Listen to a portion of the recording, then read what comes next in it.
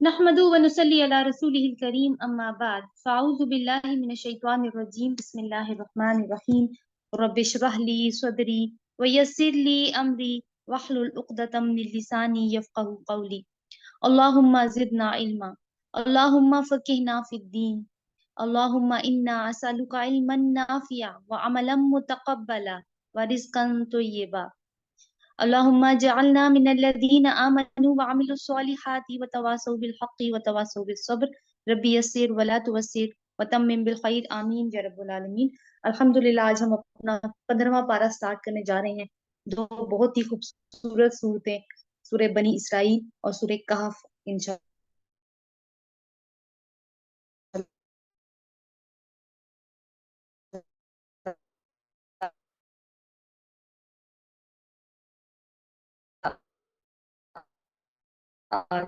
बिअब्दिही लैलम मिनल मस्जिद इलल मस्जिदिल अक़सा अल्लज़ी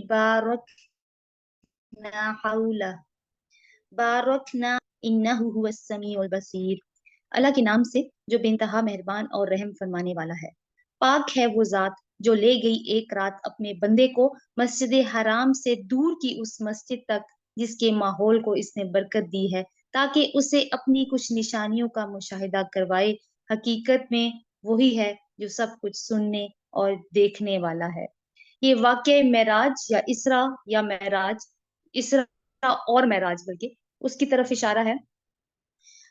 ये वाक़या पेश आया है कुछ हिजरत से तकरीबन 1 साल पहले की बात है, जब रसूलुल्लाह सल्लल्लाहु अलैहि वसल्लम को ये वाला वाक़या पेश आया।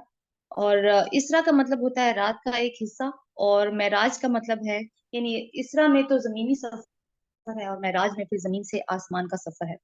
तो हुआ कुछ इस तरह के रसूलुल्लाह सल्लल्लाहु अलैहि वसल्लम मस्जिद हराम में तशरीफ फरमा थे कि हज़रत जिब्रील अलैहिस्सलाम आए हैं, और वो एक सवारी के साथ आए हैं जिसका नाम बुराक था। और उस बुराक यानी उस सवारी पर बैठकर मस्जिद हराम से मस्जिद अक्सा लेकर गई है वो सवारी उनको, हज़रत जिब्रील उनके साथ थे। अब वो बहुत क्योंकि तेज सवारी थी, और कहा जाता है कि वो अपना कदम उस जगह रखती थी जहाँ पे इंसान की नजर जाती है, क्योंकि इतनी स्पीड थी उसकी। और वहां पे रसूलुल्लाह सल्लल्लाहु अलैहि वसल्लम अब यरूशलेम गए हैं रात के एक हिस्से में, जो अदरवाइज बहुत ज्यादा सफर करना पड़ता था क्योंकि पैदल सफर थे उस वक्त, लेकिन वो फासला बहुत जल्दी कटा है वहां पर। और मस्जिद अक्सा, क्योंकि हमें ये भी मालूम है कि यहाँ पे हैकल था पहले, हैकल सुलेमानी, और हैकल सुलेमानी बनी इसराइल का किबला था।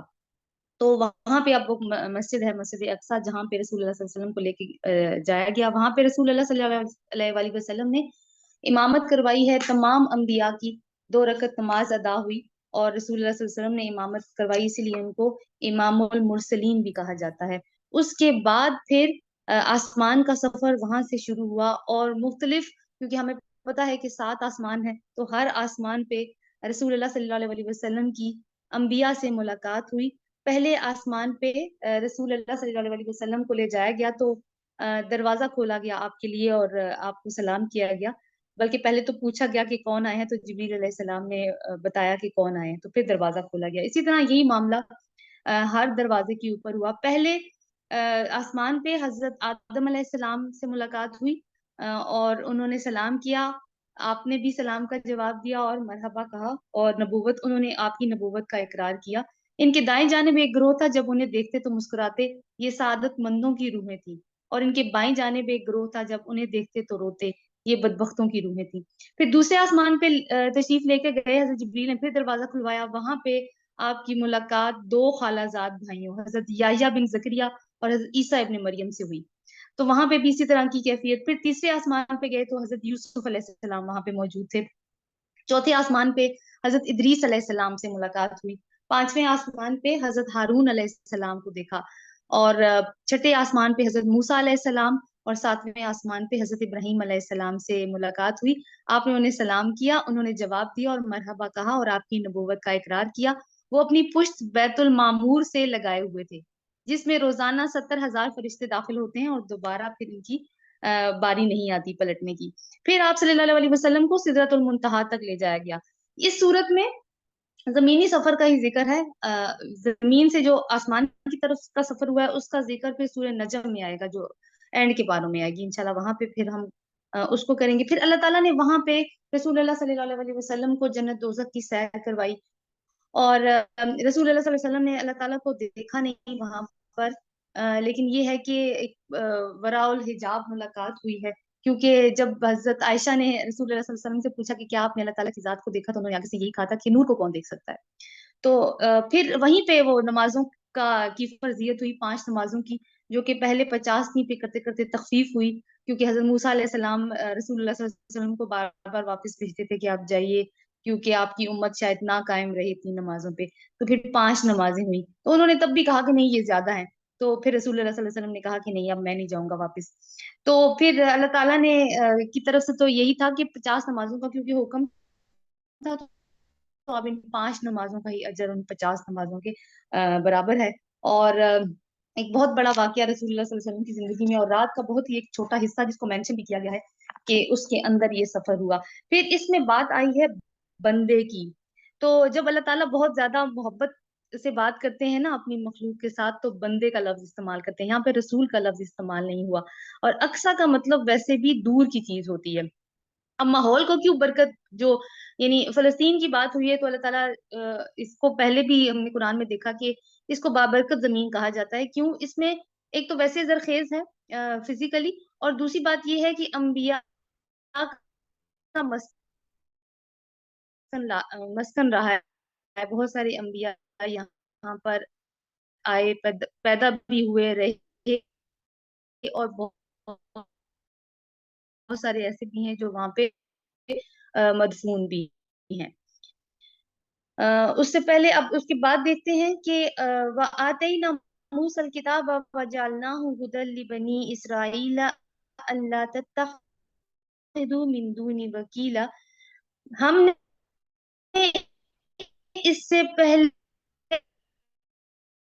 موسیٰ کو کتاب کا ذریعہ بنایا، اس تاکید کے ساتھ کہ میرے سوا کسی کو اپنا وکیل نہ بنانا۔ بنی اسرائیل کی بات اس لیے آئی کیونکہ رسول اللہ صلی اللہ علیہ وسلم کو مسجد اقصی لے جایا گیا، جہاں پہ ان کا قبلہ تعالیٰ نے پیغمبر کے طور پر بھی تسلیم کرنے کے لیے تیار نہیں تھے۔ تو اب یہاں پہ ان کا ذکر آ رہا ہے کہ ہم نے پہلے موسیٰ کو کتاب دی اور اسے بنی اسرائیل کے لیے ذریعہ ہدایت بنایا، اس تاکید کے ساتھ کہ میرے سوا کسی کو وکیل نہ بنانا، تم ان لوگوں کی اولاد ہو جنہیں ہم نے نوح کے ساتھ کشتی پر سوار کیا تھا، یعنی نوح علیہ السلام، اس سے پہلے جو بھی آبادی تھی، لیکن نوح علیہ السلام کے زمانے میں جو سیلاب آیا اس میں ساری آبادی ختم ہو گئی، اور جو لوگ کشتی پر سوار کیے گئے وہی پھر بچے ہیں، اور ان کے 3 بیٹے ہیں، حام، سام اور یافس، انہی سے ساری اولاد چلی ہے۔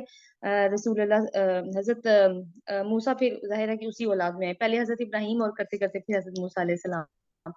تم ان لوگوں کی اولاد ہو جنہیں ہم نے نوح کے ساتھ کشتی پر سوار کیا، اور نوح ایک شکر گزار بندہ تھا، یہ نوح شکر گزار تھا، تمہارا اوریجن وہاں سے ہے تو تم بھی شکر گزار بنو۔ پھر ہم نے اپنی کتاب میں بنی اسرائیل کو اس بات پر متنبع کر دیا تھا کہ تم 2 مرتبہ زمین میں فساد عظیم برپا کرو گے اور بڑی سرکشی دکھاؤ گے۔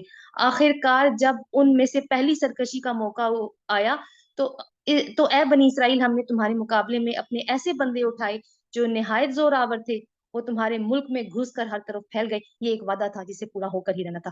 تھوڑی سی ہسٹری دیکھ لیتے ہیں بنی اسرائیل کی، کیونکہ ان بہت تھوڑی سی آیات میں بنی اسرائیل کی پورے 2000 سال کی ہسٹری سمو دی ہے اللہ تعالیٰ نے۔ تو ان کی جو بنی اسرائیل کی جو تاریخ ہے نا، ان کے 4 ادوار کا تذکرہ کیا گیا، 2 ان کے عروج کے اوقات ادوار ہیں اور 2 ان کے زوال کے ہیں۔ اور رسول اللہ صلی اللہ علیہ وسلم کی ایک حدیث بھی ہے کہ میری امت پر بھی وہ تمام حالات وارد ہو کر رہیں گے جو بنی اسرائیل پر وارد ہوئے، بالکل ایسے ہی جیسے ایک جوتی دوسری جوتی سے مشابہ ہوتی ہے۔ تو موسیٰ علیہ السلام کو جب کتاب ملی تو وہ بنی اسرائیل کے لیے تھی، صرف بنی اسرائیل کے لیے تھی، اور موسیٰ علیہ السلام آئی ہی بنی اسرائیل کے لیے تھے۔ تو اس کتاب میں بھی توحید خالصی کی دعوت تھی، جیسے ہم نے پڑھا بھی قرآن میں کہ نوح علیہ السلام کی اولاد تھی، اور جو 3 بیٹے تھے، حام، سام اور یافس، تو سام کی نسل سے حضرت ابراہیم آئے ہیں، پھر اس کے بعد حضرت ابراہیم کے بیٹے اسحاق، یعقوب، اور ان سے پھر بنی اسرائیل کا سلسلہ شروع ہوا۔ تو 2 مرتبہ زمین میں فساد کرنے کا مطلب ہے کہ 2 ادوار ایسے آئیں گے کہ انہوں نے اپنی ہی آپ کہیں کہ عیاشیوں کی وجہ سے انہوں نے اپنا فیم یا جو اللہ تعالیٰ نے ان کے اوپر فضل کیا تھا اس کو انہوں نے گوایا۔ اب تھوڑا سا اور پہلے سے سٹارٹ کریں تو بنی اسرائیل کو جب حضرت موسیٰ علیہ السلام لے کر نکلے ہیں مصر سے، تو یہ 1400 قبل مسیح کی بات ہے۔ پھر وہ طور پہ بلایا، وہاں پہ تورات دی، پھر ان سے کہا گیا کہ جنگ کرو، ایک بستی تمہارے لیے اللہ تعالیٰ نے لکھ دی ہے، لیکن انہوں نے جنگ نہیں کی، کہا نہیں وہاں پہ تو بڑے جبار لوگ ہیں، موسیٰ تم لڑو، تمہارا خدا، ہم تو یہیں بیٹھیں گے، اس طرح کی باتیں۔ تو پھر کیا ہوا کہ حکم عدولی کی تو 40 سال کی سزا ملی اور صحرا میں ہی بھٹکتے رہے، بزدلی کی وجہ سے صحرا سینا میں ہی بھٹکتے رہے، اور اسی دوران حضرت موسیٰ علیہ السلام کا بھی انتقال ہو گیا اور حضرت ہارون علیہ السلام کا بھی انتقال ہو گیا۔ اب کیا ہے کہ ایک نئی نسل پیدا ہوئی، اور یہ نئی نسل جو صحرا میں پلی بڑھی تھی، یہ تھوڑے ہمت والے لوگ تھے، انہوں نے پھر جہاد کیا حضرت یوشع ابن نون کی قیادت میں، جو خلیفہ اول تھے حضرت موسیٰ علیہ السلام کے بعد، اور فلسطین انہوں نے فتح کر دیا۔ لیکن پہلے جیسے ذکر ہوا 12 قبیلے تھے ان کے، انہوں نے کیا کیا، 12 قبیلوں نے اپنی اپنی حکومتیں بنا لی، کوئی ایک مرکزی حکومت یہ لوگ نہیں بنا سکے، کیونکہ آپس میں ان کی اتنی اتحاد نہیں تھا، تو انہوں نے الگ الگ حکومتیں بنائی، لیکن یہ ان کی غلطی تھی۔ اب ہوا کیا کہ جس طرح سے پہلے کا سلسلہ تھا کہ آپس میں لڑتے تھے، ابھی بھی لڑ رہے تھے، تو اس آپس کی لڑائیوں کی وجہ سے کیا ہوا کہ ویک ہوتے جا رہے تھے، تو آس پاس کی جو مشرق قومیں تھیں، جیسے شام وغیرہ کے علاقے جو تھے، انہوں نے کیا کیا کہ انہوں نے ان کے اوپر قبضہ کرنا شروع کر دیا۔ ایک دور ایسا بھی آیا کہ ان کو گھروں سے نکال دیا، تب ان کو ہوش آیا، تو پھر وہ اس وقت کے اپنے جو نبی تھے، جو حضرت سیمیل تھے، ان کے پاس گئے ہیں اور ان سے کہا ہے کہ ایک سپہ سالار ہمارے لیے مقرر کر دیں تاکہ 12 قبیلے متحد ہو کر جنگ کریں۔ اور یہ اب 300 سال کا عرصہ گزر چکا ہے ان کو نکلے ہوئے، اور یہ جو انہوں نے فیصلہ کیا ہے کہ ہم جنگ کریں گے۔ پھر وہ جو ہم نے سورہ بقرہ میں پڑھا تھا کہ طالوت اور جالوت کی جنگ ہوئی، اور جالوت کو پھر حضرت داؤد علیہ السلام پھر منظر عام پہ آئے تھے اور انہوں نے قتل کیا تھا جالوت کو۔ پھر کیا ہوا کہ طالوت، حضرت داؤد اور حضرت سلیمان، ان کی حکومتیں تھیں تقریباً، ان کے اب اسٹرانگ ایک سلطنت کی بنیاد ڈالی گئی، اور تقریباً 100 برس تک نا یہ چلتا رہا سلسلہ، یعنی ان کی جیسے مسلمانوں کا دور خلافت راشدہ تھا، یہ اسی طرح کا ہی دور تھا۔ لیکن جیسے حضرت علی کے دور میں جو کہ آخری خلیفہ تھے، مملکت تقسیم ہو گئی تھی دو حصوں میں، کیونکہ حضرت امیر معاویہ نے حضرت علی کی خلافت کو تسلیم نہیں کیا تھا، تو اس وجہ سے 2 حصوں میں بٹ گئی تھی۔ تو ان کے ہاں بھی ایسا ہوا، حضرت سلیمان کے 2 بیٹے تھے، تو ان کے ہاں بھی اسی طرح کے حالات تھے، تو مملکت تقسیم ہو گئی، شمالی سلطنت الگ ہو گئی، جنوبی الگ ہو گئی، شمالی کو اسرائیل کہتے تھے اور جنوبی کو پھر یہودا کہتے تھے۔ لیکن پھر بھی عروج کا ہی دور رہا ہے اور کئی 100 برس گزرے ہیں، لیکن پھر وہی خرابیاں، شرک آ گیا، دنیا پرستی، یہاں تک کے حالات بھی آئے کہ بت بھی بنا لیے، پھر شریعت کا مذاق اڑایا، پھر زوال آیا۔ تو پہلا زوال، پہلے شمالی مملکت ختم ہوئی، اسیرینز ایک قوم تھی، اسیری ان کو کہتے تھے، انہوں نے ان کو تباہ کیا ہے۔ یہ تقریباً حضرت عیسیٰ علیہ السلام کی پیدائش سے 700 یا 800 سال پہلے ہی ہوا ہے، تو انہوں نے ان کے اوپر اٹیک کیا ہے۔ پھر جو اصل امتحان یا جو اصل عذاب آیا ہے نا، وہ آیا ہے نیبوکیڈ نظر کے ہاتھوں، جو عراق کا نمرود تھا۔ اس نے ان کے اوپر حملہ کیا ہے 587 قبل مسیح میں، اس نے یروشلم کو برباد کیا، 6 لاکھ یہودیوں کو قتل کیا، 6 لاکھ کو قیدی بنایا، کچھ بھی سلامت نہ رہا پورے شہر میں، ہیکل سلیمانی مسمار ہو گیا، اور یہ بدترین دور تھا، تقریباً 125 سال تک یہ دور رہا، اور یہ لوگ کہاں پہ آ گئے، اب عراق میں آ گئے۔ اب اسی دوران ہم نے وہ دیکھا تھا کہ حضرت عزیر علیہ السلام جو ہیں، وہ ایک بستی سے گزرے تھے، اور وہاں پہ ان کو انہوں نے کہا تھا کہ یہ بستی کیسے دوبارہ آباد ہوگی، تو اللہ تعالیٰ نے ان کو 100 سال کی نیند دے دی تھی۔ تو یہ بھی اسی اسنا میں ہوا کہ 100 سال کی جو نیند آئی ہے وہ حضرت عزیر کی، وہ اسی ٹائم پیریڈ کی تھی۔ پھر کیا ہوا کہ پھر حضرت عزیر اٹھے ہیں، پھر وہ آئے، عراق آئے ہیں، انہوں نے پھر اصلاح کی کوششیں کی ہیں، اور توبہ، ایک کلیکٹیو توبہ کا اہتمام کیا گیا، لوگ ٹھیک ہو گئے۔ اور اب کیا ہوا کہ کیونکہ یہ عراق میں رہ رہے تھے، تو عراق کے اوپر نا ایران نے حملہ کر دیا۔ تو جب ایران نے حملہ کیا، تو ان کا ایران کا بادشاہ تھا ذوالقرنین۔ جب ذوالقرنین اقتدار میں آئے، تو انہوں نے ان لوگوں سے، بنی اسرائیل سے کہا کہ تم لوگ اپنے ملک واپس چلے جاؤ۔ تو اب کیا ہے کہ اپنے ملک واپس گئے، وہاں پہ انہوں نے دوبارہ اپنی سلطنت قائم کی، اور یہ سلطنت بلکہ حضرت سلیمان کی سلطنت سے بھی بڑی تھی، اور یہ ان کا ایک دوسرا عروج کا دور تھا۔ پہلا وہ دور جو حضرت سلیمان، داؤد اور طالوت ان کے زیر قیادت ہوا، اور پھر پہلا زوال نیبوکیڈ نظر جو کہ عراق کا بادشاہ تھا، اس کے ہاتھ ہوا۔ اب دوبارہ سے سلطنت بنائی، دوبارہ سے ہیکل بھی بنایا، پھر وہی کچھ ٹائم، مطلب کچھ 100 سال گزرے ہیں، وہی والے حالات، دوبارہ شرک آ گیا، دوبارہ دنیا پرستی، اللہ کی آیات کو جھٹلانا، تو پھر اللہ تعالیٰ کا عذاب آیا۔ پہلے تو یونانیوں کے ہاتھوں تھوڑی سی ان کو ڈوز ملی، लेकिन फिर टाइटस रूमी ने इनके ऊपर हमला किया और फिर हैकल तबाह हुआ। उसी तरह के सारे हालात, 2 ईंटें भी सलामत नहीं रही। एक दिन में फिर 1,33,000 यहूदी कत्ल किए गए। और फिर उसके बाद ना फिर ये कहीं नहीं गए। फिर जहाँ पे वो कहते हैं ना, इनको फिर वहां से निकाल दिया गया। फिर इनको जिधर जगह मिली है ना, ये वहीं पे रहना शुरू हो गए। इस एरिया, इस ये जो दौर है इसका, इसको कहते हैं डायस्पोरा। तो वहां से, उस वक्त से इनका डायस्पोरा शुरू हुआ है। और ये तकरीबन 20वीं सदी के शुरू तक रहा है, जब तक कि इसराइल कायम नहीं हुआ। और इसराइल तकरीबन 1940s के अंदर जाके ना इसराइल कायम हुआ है। फिर उससे पहले जो है इनके ऊपर बहुत ज्यादा इन्होंने सख्तियां झेली हैं, तज़हीक बर्दाश्त की है, नफरतें बर्दाश्त की हैं। लेकिन ये है कि अब जो इसराइली सल्तनत या इसराइली मुमलिकत भी जो बनी है, वो किस वजह से बनी है? क्योंकि पीछे नसारा की सपोर्ट हासिल है, वरना अपने बलबूते पे ये लोग कुछ नहीं कर सकते थे। तो ये जो दो अरूज हैं और दो जवाल हैं, उनका जिक्र यहाँ पे आ रहा है। मैं दोबारा से इन आयात को पढ़ती हूँ। फिर हमने अपनी किताब में बनी इसराइल को इस बात पर मुतनब्बे कर दिया था कि तुम 2 मरतबा जमीन पर फसाद अजीम बर्पा करोगे और बड़ी सरकशी दिखाओगे। आखिरकार जब उनमें से पहली सरकशी का मौका आया, कौन सा वाला? वो नेबुकदनेस्सर वाला। तो तो ए बनी इसराइल, हमने तुम्हारे मुकाबले में ऐसे बंदे उठाए जो नहायत जोरावर थे, और वो तुम्हारे मुल्क में घुसकर हर तरफ फैल गए। ये एक वादा था जिसे पूरा होकर ही रहना था। इसके बाद हमने तुम्हें दोबारा उन पर गलबे का मौका दिया, तुम्हें माल और औलाद से मदद दी और तुम्हारी तादाद पहले से बढ़ा दी। इन अहसन तुम ली अनफुसिकुम। आयत नंबर 7। देखो, तुमने भलाई की तो वो तुम्हारे अपने ही लिए भलाई थी, और बुराई की तो वो तुम्हारी अपनी ही जात के लिए बुराई साबित हुई। फिर जब दूसरे वादे का वक्त आया, अब इनका जो जो अरूज का दौर आया, उसमें वो इसी वजह से आया है कि इन लोगों ने तौबा की है, इन्होंने अपने हालात को ठीक किया है और इन्होंने नाफरमानियां खत्म की हैं। तब अल्लाह ताला ने इनको अरूज अरूज दिया है। तो अल्लाह ताला ने कहा कि तुमने अच्छा किया, भलाई की है, तो तुमने अपने लिए किया है, और अब तुम जो बुराइयां करते हो वो भी अपने लिए करते हो। और ये रूल तो हर एक के ऊपर अप्लाई होता है। फिर जब दूसरे वादे का वक्त आया, तो हमने दूसरे दुश्मनों को तुम पर मुसल्लत कर दिया। कौन? टाइटस रूमी।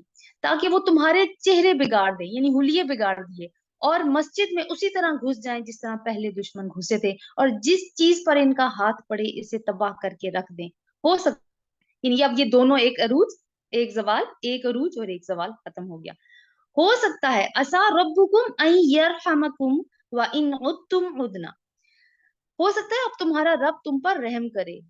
कैसे रहम करे? अब मोहम्मद सल्लल्लाहु अलैहि वसल्लम आ गए हैं। अब तुम पे रहम की सिर्फ एक ही सूरत हो सकती है कि तुम उनको तस्लीम करो और उनकी मदद करो, उन पे ईमान लाओ और फिर उनकी मदद करो।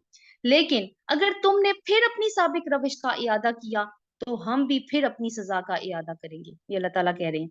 यानी अगर तुम नहीं बदलोगे, अपनी रविश वैसे ही रखोगे, तो अल्लाह ताला का कानून भी वैसे ही रहने वाला है तुम्हारे साथ। और काफिर नेमत लोगों के लिए हमने जहन्नम को कैदखाना बना रखा है। इन हादल कुरआन यहदी लिल्लती हिय अक़वम व युबश्शिरुल मुमिनीन अल्लज़ीना यअमलूना स्वालिहात अन्न लहुम अजरन हसना। आयत नंबर 9। अब आयत नंबर 9 से 21 तक मुशरिकीन जो जो कुरैश की हैं, क्योंकि मक्की सूरत है, और यहूद को भी कुरान पर ईमान लाने की दावत दी गई है, जो असल में सिराते मुस्तकीम की दावत है, और तमाम अंबिया ने इसी दावत ही की तरफ सबको बुलाया है। हकीकत ये है कि ये कुरान वो राह दिखाता है जो बिल्कुल सीधी है। जो लोग इसे मानकर भले काम करने लगे, उन्हें ये बशारत देता है, उनके लिए बड़ा अजर है।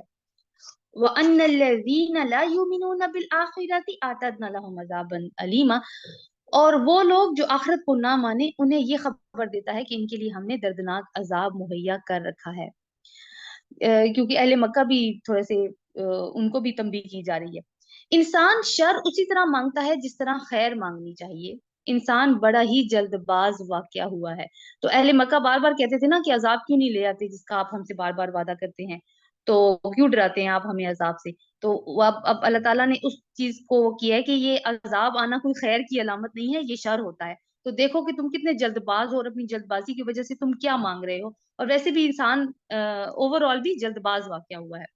वजअलना लैला वन्नहार आयतैनि फमहूना आयतल लैली वजअलना आयतन नहार।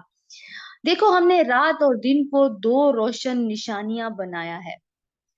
یہ جو نشانیاں مانگنے والے لوگ تھے نا کہ نشانی کیوں نہیں دکھاتے، تو اللہ تعالیٰ نشانیوں کا ذکر کر رہے ہیں. رات کی نشانی کو ہم نے بے نور بنایا اور دن کی نشانی کو روشن کر دیا تاکہ تم اپنے رب کا فضل تلاش کرو اور مال و سال کا حساب معلوم کر سکو. اسی طرح ہم نے ہر چیز کو الگ الگ ممیز کر کے رکھا ہے. وَكُلَّ إِنسَانٍ أَلْزَمْنَاهُ طَائِرَهُ، ایک ہر انسان کا شگون ہم نے اس کے گلے میں لٹکا رکھا ہے. یعنی اس کی جو نیک بختی ہے یا اس کی بد بختی ہے، جو جو کچھ بھی وہ اعمال کر رہا ہے، وہ سارے کہاں پر ہیں؟ اس کے گلے میں. اللہ تعالیٰ کہتے ہیں اس کے گلے میں لٹکا رکھے ہیں. اب میں بھی کہ کوئی چپ ہے یا کوئی اسکینر ہے، یہ ہمیں نہیں پتا، لیکن کیونکہ اللہ تعالیٰ نے کہا ہے کہ لٹکا رکھے ہیں تو ہیں. اور قیامت کے دن ہم ایک نوشتہ اس کے لیے نکالیں گے جسے وہ کھلی کتاب کی طرح پڑھے گا. یعنی گلے میں سے ہی کوئی چیز نکلے گی جس کو انسانوں کو دے دیا جائے گا اور وہ ایک کتاب بن جائے گی کہ اس کو پڑھو. پڑھ اپنا اعمال نامہ، آج اپنا حساب لگانے کے لیے تو خود ہی کافی ہے. یعنی ایسا حساب کتاب ہوگا کہ فیصلہ کرنے کے لیے کسی منصف کی ضرورت ہی نہیں پڑے گی. انسان خود ہی سب کچھ دیکھ لے گا اور ساری چیزیں اس کے سامنے آ جائیں گی واضح. جو کوئی راہ راست اختیار کرے اس کی ہدایت اس کے اپنے ہی لیے مفید ہے، اور جو گمراہ ہو اس کی گمراہی کا وبال اسی پر ہے. کوئی بوجھ اٹھانے والا دوسرے کا بوجھ نہ اٹھائے گا. اور ہم عذاب دینے والے نہیں ہیں جب تک کہ ایک پیغامبر نہ بھیج دیں. یعنی اللہ تعالیٰ کی یہ سنت نہیں ہے کہ ویسے ہی کسی بستی کو آن پکڑے، یعنی اس حال میں کہ وہ بے خبر ہوں، وہ معصوم ہوں، بلکہ اللہ تعالیٰ کب پکڑتے ہیں کسی بستی کو؟ جب پہلے پیغمبر بھیجتے ہیں، پیغمبر اتمام حجت کرتا ہے، اس کے بعد بھی وہ نہیں مانتا، تو پھر اس کے بعد اللہ تعالیٰ پیغام اپنا عذاب نازل کر دیتے ہیں.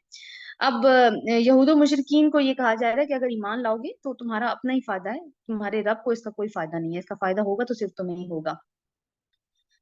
وَإِذَا أَرَدْنَا أَن نُهْلِكَ قَرْيَةً أَمْرَنَا مُتْرَفِيهَا فَفَسَقُوا فِيهَا فَحَقَّ عَلَيْهَا الْقَوْلُ. جب ہم کسی بستی کو ہلاک کرنے کا ارادہ کرتے ہیں تو اس کے خوشحال لوگوں کو حکم دیتے ہیں کہ وہ اس میں نافرمانیاں کرنے لگتے ہیں، تب عذاب کا فیصلہ اس بستی پر چسپاں ہو جاتا ہے. کون سے ہیں یہ خوشحال لوگ؟ یہ ایلیٹ کلاس ہے، یہ اشرافیہ ہے کسی بھی معاشرے کی یا کسی بھی بستی کی. تو سب سے پہلے کیا ہے کہ اشرافیہ ہی خراب ہوتی ہے. اشرافیہ کو فالو کرتے ہیں عام لوگ، اور اگر تو معاشرے کا ضمیر مر گیا ہے اور وہ ان لوگوں کو دیکھ رہا ہے، ان کی غلطیوں کو دیکھ رہا ہے، ان کے برے کردار کو دیکھ رہا ہے اور برداشت کر رہا ہے، تو پھر تو ان کے اوپر عذاب آ جائے گا. لیکن اگر تو ان کا اجتماعی ضمیر زندہ ہے اور وہ اس چیز کی اجازت نہیں دے رہے تو ظاہر ہے پھر حالات اور ہوں گے. لیکن کیونکہ عام لوگوں میں سوچ نہیں ہوتی اس چیز کی اور وہ انہی ٹرینڈز کو فالو کرتے ہیں، اس لیے جو ٹرینڈ کو فالو کرتے ہیں وہ گمراہی پہ ہی زندگی گزارتے ہیں. اور پھر جب گمراہی کے اوپر زندگی گزاریں گے تو اوور آل سارا معاشرہ ہی خراب ہو جائے گا. ہم اسے برباد کر کے رکھ دیتے ہیں. دیکھ لو کتنی ہی نسلیں ہیں جو نوح کے بعد ہمارے حکم سے ہلاک ہوئی. تیرا رب اپنے بندوں کے گناہوں سے پوری طرح باخبر ہے اور سب کچھ دیکھ رہا ہے. من کان یرید العاجلۃ عجلنا له فیها ما نشاء لمن نرید ثم جعلنا له جہنم. آیت نمبر 18. جو کوئی جلدی حاصل ہونے والے فائدوں کا خواہشمند ہو اسے یہی ہم دے دیتے ہیں، یعنی دنیا میں ہی.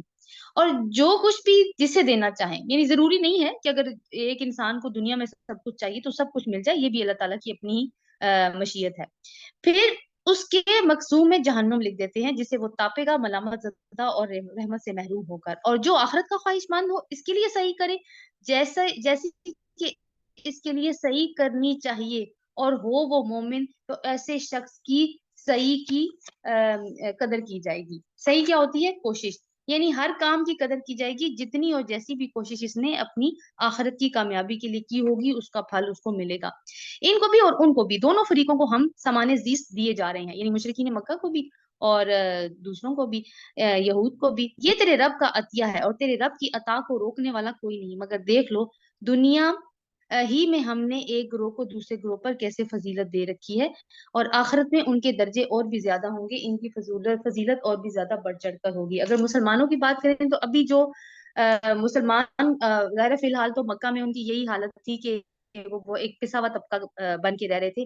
लेकिन बाद में हम नजर भी आया कि जब हिजरत हो गई है और उसके बाद भी जो जंगों का सिलसिला शुरू हुआ है, तो आखिरकार में मुसलमानों के हालात बहुत अच्छे हो गए थे और अल्लाह ताला ने उनको फजीलत दी। दुनियावी तौर पर भी बहुत ज्यादा माले गनीमत आया, उनकी दुनिया भी संवर गई और आखिरत में भी उनके दर्जात में इजाफा हुआ। बल्कि यहाँ तक कि 10 सहाबा को तो अल्लाह ताला ने दुनिया में ही बिशारत दे दी जन्नत में दाखिल होने की। अब आगे से जो आयत शुरू हो रही हैं 22 से 29, ये जो है ये कुरान के बारे में है कि कुरान का रास्ता किस तरफ रहनुमाई करता है। ला तजल ला तजल माल्लाहि इलाहन आखरा फतक़अदु मज़मूमन मख़ज़ूला, और अल्लाह के साथ किसी दूसरे को माबूद ना बनाओ वरना मुलामत ज़दा और बेयारो मददगार बैठा रहेगा। तेरे रब ने फैसला कर दिया तुम लोग किसी की इबादत ना करो मगर सिर्फ उसकी। यानी ये किसका है? हकूकुल्लाह की बात हो रही है। उसके बाद हकूकुल, और हकूकुल्लाह क्या है? कि सिर्फ एक अल्लाह को माना जाए और उसके साथ किसी को भी शरीक ना किया जाए। वालिदैन के साथ नेक सलूक करो, यानी अब अपने हक के बाद हकूक अल्लाह के बाद हकूकुल इबाद की बात, और हकूकुल इबाद में भी कैटेगराइज करें तो सबसे पहले वालिदैन का जिक्र, और वालिदैन के साथ हमेशा एहसान का रवैया इख्तियार करने की का हुक्म दिया है अल्लाह ताला ने। वालिदैन के साथ नेक सलूक करो यानी एहसान करो। अगर तुम्हारे पास उनमें से कोई एक या दोनों बूढ़े होकर रहें तो उन्हें उफ तक ना कहो। यानी बुढ़ापे की हालत को खास किया गया है यहाँ पे, कि ऐसी हालत में, क्योंकि इंसान कमजोर हो जाता है, चिड़चिड़ा हो जाता है, उस तरह की एनर्जीज नहीं रहती और वो डिपेंड भी कर रहा होता है दूसरे के ऊपर, तो ऐसी सूरत में ये होता है कि औलाद तंग पड़ जाती है। फिर बीमारियां हैं, फिर डिपेंडेंसी बढ़ती है जैसे जैसे औलाद के ऊपर, क्योंकि हर कोई अपनी ही दुनिया में मगन होता है और अपनी ही जॉब्स में और इधर उधर बिजी होता है। तो क्या करते हैं, फिर बेजार होने का मौका आ जाता है। तो उफ का जो कलमा है ना, ये बेजारगी का कलमा है। तो अल्लाह ताला ने कहा है कि उफ तक ना कहो, यानी मुंह से ऐसा लफ्ज भी ना निकालो, ना उन्हें झिड़क कर जवाब दो, बल्कि इनसे एहतराम के साथ बात करो और नरमी और रहम के साथ इनके सामने झुक कर रहो। यानी पोस्चर भी अपना अंदर से भी झुको और बाहर से भी तुम्हारा पोस्चर जो है वो ऐसा हो कि झुके हुए नजर आओ। वक़ुल रब्बिरहमहुमा कमा रब्बयानी सगीरा, और दुआ करो कि परवरदिगार इन पर रहम फरमा जिस तरह उन्होंने रहमत और शफकत के साथ मुझे बचपन में पाला था। तो ये दुआ देखिए अल्लाह ताला ने खुद इंसान को सिखाई है कि अपने वालिदैन के लिए ये दुआ करो, इसीलिए कि अल्लाह ताला को मालूम है कि वालिदैन का हक नहीं अदा हो सकता। जितनी भी हम कोशिश कर रहे हैं, हम तो अपनी वो माँ की एक रात का हक अदा नहीं कर सकते, जब वो खुद बेचैन हो रहती है सारी रात और बच्चे को सुकून देने की कोशिश करती है, तो उसका हक भी औलाद अदा नहीं कर सकती। लेकिन ये दुआ अल्लाह ताला ने सिखा दी कि तुम उनके लिए ये दुआ करो। छोटी सी दुआ है, हम आराम से याद कर सकते हैं और इसको अपनी जिंदगी में शामिल कर सकते हैं। रसूल अल्लाह सल्लल्लाहु अलैहि वसल्लम की एक हदीस है कि 3 आदमी जन्नत में नहीं जाएंगे। एक वालिदैन का नाफरमान, दूसरा मर्दों की मुशाहबत इख्तियार करने वाली औरत, और तीसरा बेगैरत मर्द। इसको द्यूस कहते हैं। यानी अगर वो देखिए अपनी खानदान की औरतों को कि वो गलत कामों में इन्वॉल्व हैं तो उनको ना रोके। और फिर एक और हदीस है कि तुम्हारे हुस्ने सलूक की बेहतरीन हकदार तुम्हारी माँ है। रब्बुकुम रब्बुकुम आलमु बिमा फी नुफूसिकुम, आयत नंबर 25। तुम्हारा रब खूब जानता है कि तुम्हारे दिलों में क्या है। यानी नीयत तुम्हारा रब तुम्हारी जानता है। अब उसको पता है कि तुम किस नीयत से कर रहे हो, अपने वालिदैन की खिदमत कर रहे हो। हर एक की नीयत अलग हो सकती है ना। किसी की नीयत ये भी हो सकती है कि शायद अभी फौत होंगे तो हम ज्यादा खिदमत कर लें तो मे भी हमें प्रॉपर्टी में ज्यादा हिस्सा मिल जाए, या मुख्तलिफ किस्म की और चीजें। और खलूस नीयत भी हो सकती है, जाहिर है हर कोई एक जैसा नहीं होता। तो नीयत जो है, क्योंकि वो दिल के साथ उसका ताल्लुक है, और दिलों के हाल तो हमारा रब खूब जानता है। अगर तुम सौले बनकर रहो तो वो ऐसे सब लोगों के लिए दरगुजर करने वाला है जो अपने कसूर पर मुतनब्बे होकर बंदगी के रवैये की तरफ पलट आए। यानी कोई गलती हो जाती है, वालिदैन के साथ भी इस तरह की बात हो जाती है कि कोई ना कोई बात मुंह से निकल जाती है या कोई बदतमीजी भी हो जाए, तो क्या करना है फिर? उनसे भी माफी मांगनी है और अल्लाह ताला से भी अपने कसूर की माफी मांगनी है। तो फिर अल्लाह ताला माफ कर देने वाला है। रिश्तेदार को इसका हक दो, मिस्कीन और मुसाफिर को इसका हक, फजूल खर्ची ना करो। अब ये देखेंगे जितने भी आ रहे हैं, अहकामात आ रहे हैं, ये सारे वो हैं जिनके ऊपर अमल करना जरूरी है। रिश्तेदार को इसका हक दो, मिस्कीन और मुसाफिर को इसका हक दो, फजूल खर्ची ना करो। फजूल खर्च लोग शैतान के भाई हैं और शैतान अपने रब का नाशुक्रा है। तो किसी नाशुक्रे की ऐसा आप कह सकते हैं कि दुश्मन जो अल्लाह ताला से एलानिया दुश्मनी कर चुका है, अगर हमने और उस और हमने अगर फजूल खर्ची की तो इसका मतलब है कि फिर हम उसके साथ दोस्ती निभा रहे हैं, अपने रब के साथ दोस्ती नहीं निभा रहे। अगर इनसे यानी हाजतमंदों, रिश्तेदारों, मिस्कीनों, मुसाफिरों का जो ऊपर जिक्र आया, तुम्हें कतराना हो, यानी कई दफा ऐसा होता है ना, नहीं भी आपके पास इतना माल होता और नहीं इतनी वुसअत होती कि आप उनकी मदद कर सकें, तो उस सूरत में क्या करना है? इस बिना पर कि अभी तुम अल्लाह की उस रहमत के को जिसके तुम उम्मीदवार हो, तलाश कर रहे हो, तो उन्हें नरम जवाब दे दो। नरम जवाब का यहाँ पे देखिए, कौलन मैसूरा, आयत नंबर 28, फकुल्लाहुम कौलन मैसूरा, नरम जवाब दो, उनको बता दो कि अभी मेरी गुंजाइश नहीं है, मैं अभी आपकी मदद नहीं कर सकता, इंशाल्लाह कभी मेरे पास आगे गुंजाइश होगी तो मैं आपकी मदद जरूर करूंगा। ना तो अपना हाथ गर्दन से बांध के रखो और ना ही इसे बिल्कुल खुला छोड़ दो कि मलामत जदा और आजिज बनकर रह जाओ। यानी बुखल मत करो कि पैसे हैं तुम्हारे पास और तुमने अपने हाथ गर्दन से बांधने का मतलब खोल ही नहीं रहे तुम अपने हाथ, बिल्कुल तुमने अपने वो पैसों को बांध के रखा हुआ है अपने साथ, तो नहीं, ये नहीं करना। और ना इसे बिल्कुल ही खुला छोड़ दो कि मलामत ज्यादा और आजिज हो। इतना भी खर्च मत करो कि बस शाह खर्चियां कर ली, अब खुद पास कुछ है नहीं है, अब लोगों से मांगते फिर रहे हैं, नहीं, दरमियान की राह इख्तियार करो। देखिए वैसे भी हम किन किन चीजों पे खर्च करते हैं, पहली चीज तो ये है कि हम अपनी नेसेसिटीज पे खर्च करते हैं, वो चीजें जो जरूरी हैं जिंदगी के ऊपर, तो उनके ऊपर खर्च करना जरूरी भी है। फिर कुछ जरूरियात होती हैं जिनको नीड्स कह सकते हैं, कि उनके ऊपर भी हम खर्च करते हैं, लेकिन नीड्स हमारे अपने हाथ में होती हैं। समटाइम्स हम अपनी नीड्स को बढ़ा लेते हैं और समटाइम्स हम उनको कम भी कर सकते हैं, तो ये भी हमारे अपने हाथ में कि हमने अपनी जरूरियात को किस कदर ज्यादा बढ़ा लिया। और फिर एक होती है कि ये मैं चाहती हूँ, अपनी ख्वाहिशात पे खर्च करना, तो ख्वाहिशात की तो फिर कोई लिमिट नहीं होती। तो ये है कि दरमियान वाला एक रास्ता इख्तियार करना है, और क्योंकि हम हमें बनाई ही उम्मत वसत क्या है, तो हमें तो दरमियान का रास्ता ही इख्तियार करने का हुक्म है, और यही हमें सूट करता है।